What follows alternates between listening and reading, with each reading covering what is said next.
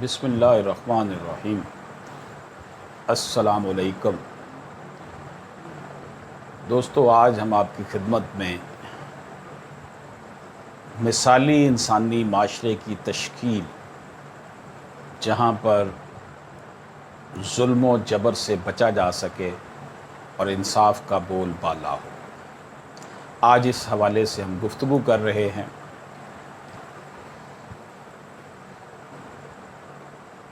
حکیم لقمان رحمۃ اللہ علیہ افریق النسل تھے اور عرب میں ان کی آمد بحیثیت غلام ہوئی تھی، کیونکہ قرآن و حدیث میں کسی بھی جگہ کوئی اشارہ موجود نہیں جو حکیم لقمان رحمۃ اللہ علیہ کے نبی یا رسول ہونے پر دلالت کرتا ہو۔ اللہ پاک نے حکیم لقمان رحمۃ اللہ علیہ کو نبوت عطا نہیں کی، مگر حکمت و دانائی سے وافر حصہ دیا۔ اللہ تعالیٰ نے سورۃ لقمان میں حضرت لقمان رحمۃ اللہ علیہ کی ان قیمتی نصیحتوں کا ذکر کیا ہے جو انہوں نے اپنے بیٹے کو مخاطب کر کے بیان کی ہیں۔ یہ حکیمانہ اقوال اللہ تعالیٰ نے اس لیے قرآن کریم میں ذکر کیے ہیں تاکہ قیامت تک آنے والا انسان ان سے فائدہ اٹھا کر اپنی زندگی کو بہتر بنا سکے۔ دوستو، سب سے پہلی نصیحت جو ہے وہ ہے شرک سے دوری۔ سب سے پہلی نصیحت عقائد کی درستگی کے متعلق ہے۔ اے میرے بیٹے، اللہ کے ساتھ شرک نہ کرنا۔ یقین جانو شرک بہت بڑا ظلم ہے، یعنی اللہ تعالیٰ ہی پوری کائنات کا خالق و مالک و رازق ہے، اور اس کے ساتھ کسی غیر اللہ کو شریک عبادت نہ کرنا اس دنیا میں اس سے بڑا ظلم نہیں ہو سکتا کہ اللہ تعالیٰ کی کسی مخلوق کو اس کے برابر ٹھہرایا جائے۔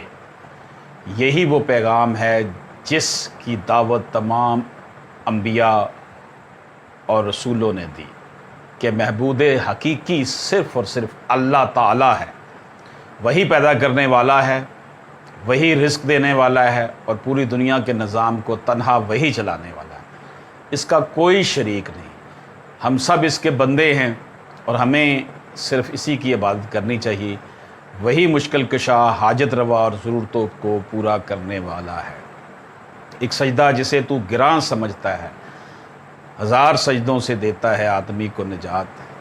جب ایک بندے نے اپنا رب کو ہی مان لینا ہے، کسی دنیاوی آقا جاگیردار وڈیرے کسی مافیا کے زیر تحت اس نے نہیں رہنا، اس نے ان کے آگے سر نہیں جھکانا، تو معاشرے میں پھر امن پھیلے گا، عدل و انصاف کا بول بالا ہوگا، اور عوام الناس کو بھی اسی طرح جینے کا حق ملے گا جس طرح کہ ایک آزاد انسان کو ہوتا ہے اور جس کا تقاضا دین اسلام کرتا ہے۔ دوسری نصیحت کی طرف چلتے ہیں۔ اللہ کا علم ہر چیز کو محیط ہے۔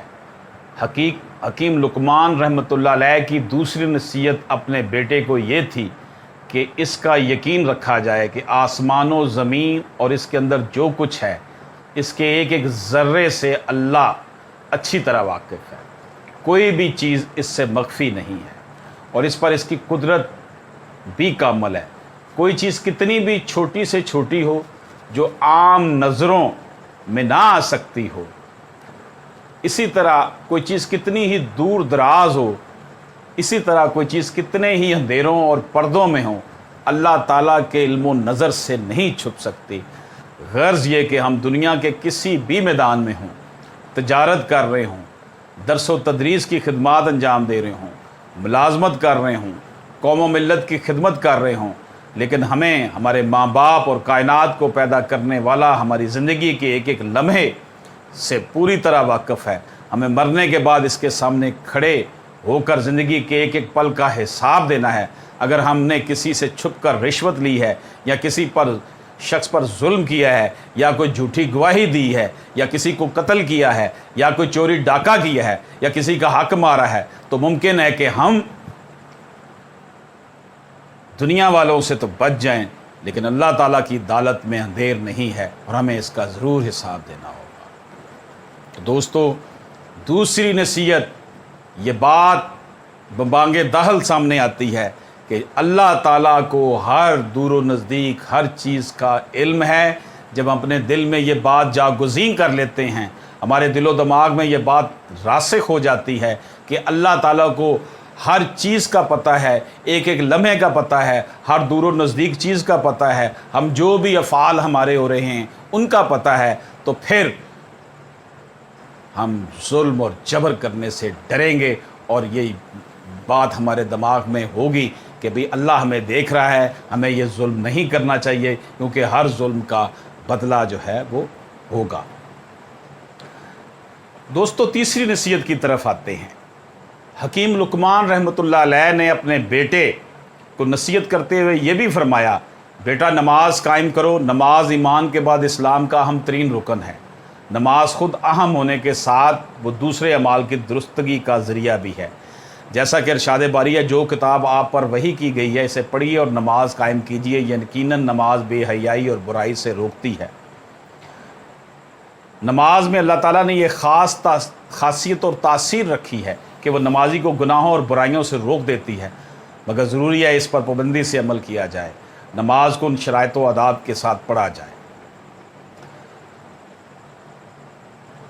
अपनी ज़ात से अल्लाह और इसके रसूल सल्लल्लाहु अलैहि वसल्लम की अताअत। चौथी नसीहत की बात करते हैं, इस्लाही माशरा के लिए कोशिश करना।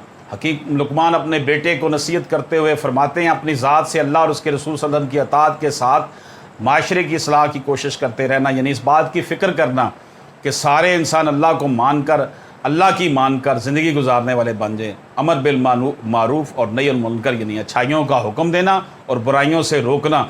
जब हम अच्छाइयों का हुक्म देने वाले और बुराइयों से रोकने वाले बन जाएंगे तो माशरे में फिर इंसाफ होगा। सूरत तौबा में अल्लाह ताला बयान फरमाता है कि ईमान वालों, मर्द और ईमान वाली औरतें एक दूसरे के मामन व मददगार हैं। इनके चार औसाफ हैं, अच्छाइयों का हुक्म देते हैं, बुराइयों से रोकते हैं, नमाज कायम करते हैं, ज़कात अदा करते हैं, अल्लाह और उसके रसूल सल्लल्लाहु अलैहि वसल्लम की अताअत करते हैं। यानी जिस तरह हर मोमन पर अल्लाह और उसके रसूल सल्लल्लाहु अलैहि वसल्लम की अताअत करना, नमाज कायम करना और ज़कात अदा करना, अपने अगर माल पर ज़कात फ़र्ज़ है, ज़रूरी है, इसी तरह अच्छाइयों का हुक्म करना और बुराइयों से रोकना हर ईमान वाले के लिए ज़रूरी है। अगरचे हर शख्स इस्तात के मुताबिक ही अमर बिल मारूफ़ और नही अनिल मुनकर का मुकल्लफ़ है। यानी कि जब हम अपनी ज़िम्मेदारियों का तयन करके बुराइयों को रोकेंगे, अच्छाइयों का लिए ममदो मामन साबित होंगे, तो माशरा मसाली बन जाएगा, जुल्म व जबर ख़त्म हो जाएगा, इंसाफ का बोल बाला होगा। दोस्तों, पांचवी नसीहत, हालात पर सब्र करना। अपने साथ दूसरों की इस्लाह की कोशिश करना ऐसा अमल है कि इसकी पाबंदी में खासी मुशक्क़त बर्दाश्त करनी पड़ती है। इस पर साबित कदम रहना आसान नहीं है। ख़ुसूसन अमर बिल मारूफ़ और नही अनिल मुनकर की खिदमत का सिला दुनिया में अमूमन अदावतों और मुखालफतों से मिलता है। यानी हक बात कहने वाले के सामने जुल्म के पहाड़ खड़े हो जाते हैं और जुल्म जो है वो सामने। अब आप देखें, मैं आपकी खिदमत में अर्ज़ करूं कि अल्लाह पाक ने वाज़े तौर पर कहा है कि बेटियों को वरासत में से हिस्सा दो। जो वरासत में हिस्सा नहीं देते, अपनी ज़िंदगी में हिबा के नाम पर बच्चों को देकर अपनी जान छुड़ा लेते हैं, तो गोया वो जुल्म कर रहे हैं। अगर बच्चियां उनके सामने इंसाफ के लिए अदालतों में जाएंगी, अदालतों का दरवाज़ा खटखटाएंगी, तो वो कहेंगी लो जी, हम बेटियाँ हमारे आगे खड़ी हो गई हैं। तो वो वक्ती तौर पर बहुत मुश्किल हो जाती है कि बेटियों की बाप और भाइयों के आगे खड़े होना। लेकिन ये इंसाफ की बात है, इंसाफ के लिए बहुत मुशक्क़त करना पड़ती है। इस पर साबित कदम रहना आसान काम नहीं है। इसलिए हकीम लुकमान ने इसके साथ ये वसीयत भी फरमाई कि दीन पर चलने और उसे दूसरों तक पहुँचाने में जो मुश्किलात सामने हैं, इन पर सब्र करें। जैसा कि सूरतुल असर में अल्लाह ताला ज़माने की कसम खाकर इरशाद फरमाता है कि तमाम इंसान खसारे में हैं और नुकसान में हैं, मगर वो लोग जो अपने अंदर चार सफ़ात पैदा कर लें, ईमान लाएँ, नेक अमाल करें, महज अपनी इनफरादी इस्लाह فلاح پر قناعت نہ کریں بلکہ امت کے تمام افراد کی بھی کامیابی کی فکر کریں۔ اگر آج ہم انصاف کا بول بالا کرنے کے لیے میدان عمل میں کودتے ہیں، کسی کو انصاف دلانے کی کوشش کرتے ہیں، کسی حقدار کو جو اس کا حق غصب کر لیا گیا ہے، خواہ وہ کسی غیر نے کیا ہے یا کسی اپنے نے کیا ہے، تو اس کے لیے ہم میدان عمل میں کودتے ہیں انصاف کے لیے، تو یہ اللہ تعالیٰ کے فرمان کے عین مطابق ہے کہ محض اپنی انفرادی اصلاح و فلاح نہیں بلکہ امت کے تمام افراد کی کامیابی کی فکر کریں۔ دوستو، حکیم لقمان کی چند دیگر نصیحتیں۔ حکیم لقمان اپنے بیٹے کو نصیحت کرتے ہوئے فرماتے ہیں، لوگوں کے سامنے تکبر سے اپنے گال مت پھیلاؤ، یعنی لوگوں سے ملاقات اور ان سے گفتگو کے وقت ان سے منہ پھیر کر گفتگو نہ کرو، جو ان سے آراز کرنے اور تکبر کرنے کی علامت اخلاق کے خلاف ہے۔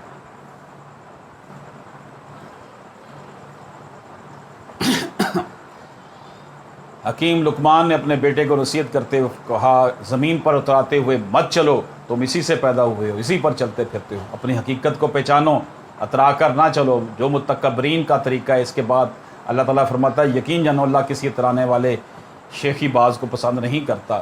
حضور اکرم صلی اللہ علیہ وآلہ وسلم نے ارشاد فرمایا، جس شخص کے دل میں ذرا برابر بھی تکبر ہوگا، سن لیں، وہ بہت اعلی مراتب پر بیٹھنے والے حکمران، وہ بڑے بڑے سیاستدان، وہ بڑے بڑے بیوروکریٹ، وہ بڑے بڑے عالم دین جن کا تکبر اتنا زیادہ ہے کہ تصور نہیں کیا جا سکتا، وہ یہ بات غور سے سن لیں، جس شخص کے دل میں ذرا برابر بھی تکبر ہوگا وہ جنت میں داخل نہیں ہوگا۔ ایک شخص نے عرض کیا، یا رسول اللہ علیہ وسلم، آدمی چاہتا ہے کہ اس کا لباس اچھا ہو اور اس کا جوتا عمدہ ہو، آپ صلی اللہ علیہ وسلم فرمایا اللہ تعالیٰ جمیل ہے، جمال کو پسند کرتا ہے۔ دوستو، حکیم لقمان اپنے بیٹے کو نصیحت کرتے ہوئے فرماتے ہیں، اپنی چال میں میانہ روی اختیار کرو، یعنی انسان کو درمیانی رفتار سے چلنا ہے۔ حکیم لقمان اپنے بیٹے کو کہتے ہیں، اپنی آواز آہستہ رکھو۔ آہستہ آواز رکھنے سے مراد یہ نہیں کہ انسان اتنا آہستہ بولے کہ سننے والے کو دقت پیش آئے، بلکہ مراد یہ ہے کہ جنہیں سنانا مقصود ان تک آواز وضاحت کے ساتھ پہنچے، لیکن اس سے زیادہ چیخ چیخ کر بولنا اسلامی آداب کے خلاف ہے۔ آخر میں آداب معاشرت سے متعلق 4 نصیحتیں۔ اول، لوگوں سے گفتگو اور ملاقات میں متکبرانہ انداز سے رخ پھیر کر بات کرنے سے منع کرنا۔ دوسرا، زمین پر اکڑ کر چلنے سے منع کیا گیا۔ تیسرا، درمیانی رفتار سے چلنے کی ہدایت کی گئی۔ چوتھا، بہت زور و شور بچا کر بولنے سے منع کیا گیا۔ ان تمام نصیحتوں کا دوستو خلاصہ یہ ہے کہ ہر وقت ہم دوسروں کا خیال رکھیں، کسی شخص کو بھی، خواہ وہ مسلمان ہو یا غیر مسلم، ہم اسے جانتے ہوں یا نہ جانتے ہوں، لیکن ہماری طرف سے کوئی تکلیف کسی بھی بشر کو نہیں پہنچنی چاہیے، مگر ہم ان امور میں کوتاہی سے کام لیتے ہیں، حالانکہ ان امور کا تعلق حقوق العباد سے ہے، اور حقوق العباد میں حق تلفی انسان کے بڑے بڑے نیک اعمال کو ختم کر دے گی۔ لہٰذا ہمیں چاہیے کہ ہم حکیم لقمان رحمۃ اللہ علیہ کی ان قیمتی نصیحتوں پر عمل کر کے ایک اچھے معاشرے کی تشکیل دیں، اور وہ معاشرہ تشکیل دیں جہاں پر انصاف کا بول بالا ہو اور ظلم کا خاتمہ ہو۔ اجازت دیجیے، اللہ حافظ۔